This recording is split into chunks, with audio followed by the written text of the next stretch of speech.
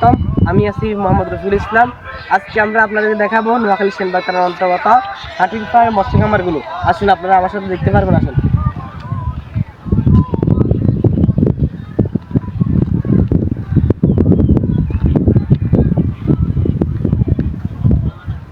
এটা হচ্ছে আকবর ভাই বড় খামার। এই খামারে হচ্ছে এটা যে ওনার খামারের মধ্যে বড় খামার। এই যে দেখেন অনেক বড় খামারগুলো। ওই যে এখানে আলাদা দিতেছে, তারপর আমরা দেখাবো। তো দেখেন, আসেন আমরা এই যে এখানে বড় মাছের অবস্থা, অনেক বড় বড় মাছ। এটা হচ্ছে আকবর ভাই বড় খামার। এই খামারে হচ্ছে এটা যে ওনার খামারের মধ্যে বড় খামার। এই যে দেখেন অনেক বড় খামারগুলো।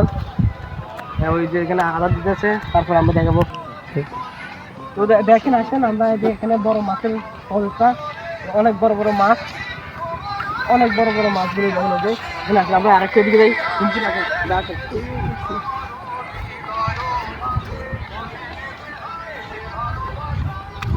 হচ্ছে বড় মাছেরটা আমরা ফাঙ্গাস মাছ জানি। ফাঙ্গাস মাছের যে ফাঙ্গাস মাছ, যেটা দেশীয় ফাঙ্গাস মাছের বড় বড় ফাঙ্গাস। এখানে এখনো আদার দেওয়া হয় নাই, যার কারণে অবস্থা। ওইখানে আদার দেওয়া চলছে, কাকা আদার দিতে দেখেন। আসেন কাকা দৈনিক মনে 4 থেকে 5 বস্তা, দৈনিক 5 বস্তা লাগে আদার দিতে।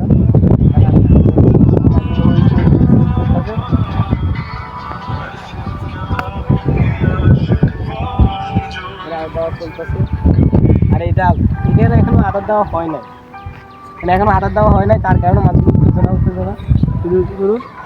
ঠিক আছে, আপনারা আরো ভিডিও দেখবেন। এটা হচ্ছে বাইদের মৎস্য ছোট পোনা মজুদের জায়গা।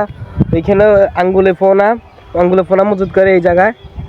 আর ওই যে এখানে ওনারা ডিম্বাণু পোনা, যেগুলা আমরা ডিম্বাণু পোনা যেগুলো বলি, ওগুলো মজুদ করে। এখানে ওনারা আঙ্গুলে পোনা বা 4 থেকে 2 ইঞ্চি পোনাগুলা করে। ইনশাল্লাহ এখানে বাইরে অনেক লাভবান হইতেছে, অনেক আদারগুলো দিয়ে অনেক লাভবান হইতেছে।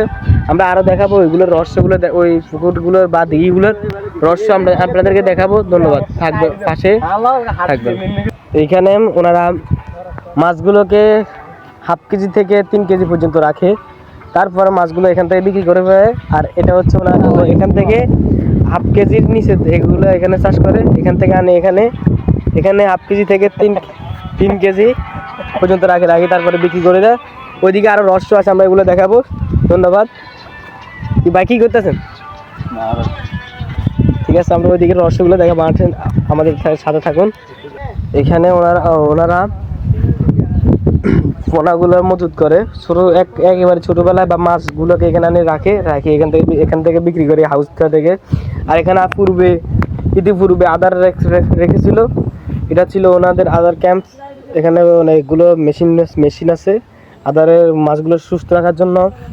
আর এদিকে এটা হচ্ছে ওনাদের মাছের খাদ্য রাখার স্থান।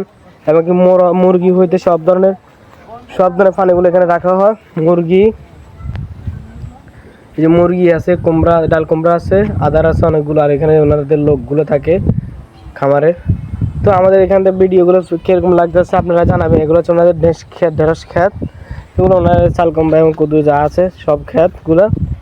আমাদের ভিডিওগুলো আপনাদের কিরকম লাগে এগুলো আমাদেরকে জানাবেন। এখানে বাইরে আসছে ঘোরার জন্য, বিকেলবেলা বাইরে নৌকাটা নিয়ে ঘুরেছে। এই যে ওনারা এখানে 1 বস্তা আদার রেখেছে এই প্রজেক্টটা দেওয়ার জন্য।